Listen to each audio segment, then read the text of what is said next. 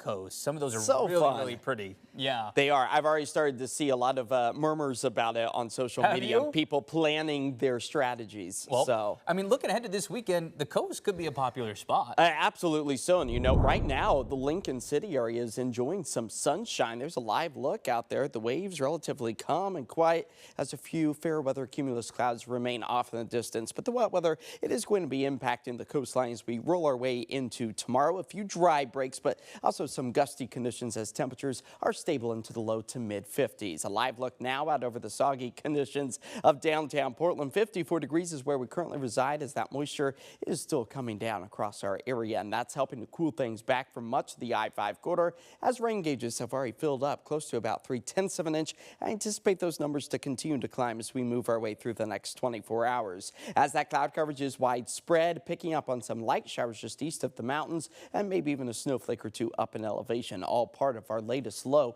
that's tracking its way further to the north and east, regains the jet stream, and that's allowing for a ridge of high pressure to send us back into that spring-like territory. The return of the sunshine, the return of the warmth, it's right around the corner and arrives by the end of this week, as our futurecast definitely demonstrates the return of the mountain snow all above about 6,000 feet or so. By lunchtime tomorrow, the brunt of the rain swings its way through the Portland-Vancouver metro area as we begin that drying process late in the day. Wednesday, Thursday, seeing a mix of the sun and the clouds, and that's going to kick off our latest warming trend as rain gauges fill up close to about 4/10 of an inch here in Portland, closer to 1/10 to 1/4 of an inch out towards the coastline as snow elevation levels bottom out at about 3,500 feet or so, but then they rapidly warm back up. So any new snow that we may see, which is anticipated to be anywhere from a half a foot to a full foot for the Mount Hood area, will be melting rapidly, maybe just leaving behind light dusting on some of our roadways over those high mountain passes. As tonight we fall back to about 48 degrees,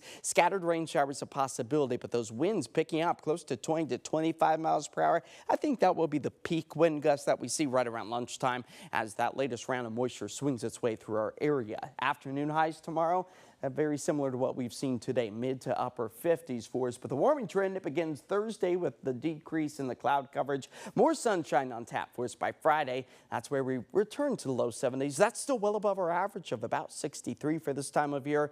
And not a completely dry weekend, but maybe a brief sprinkler or two on Sunday, a possibility. But no need to reschedule any of those outdoor plans as it is really shaping up to be a very warm weekend ahead for us. You kind of answered my question there, too, Yeah. with like canceling the outdoor plans or No. flowers in the garden. Are any of those petals going to get wiped away? I don't think so. It's not going to be strong enough. If anything, they would have to fight through today and tomorrow, especially the winds. Okay, good to know. Thanks, Josh.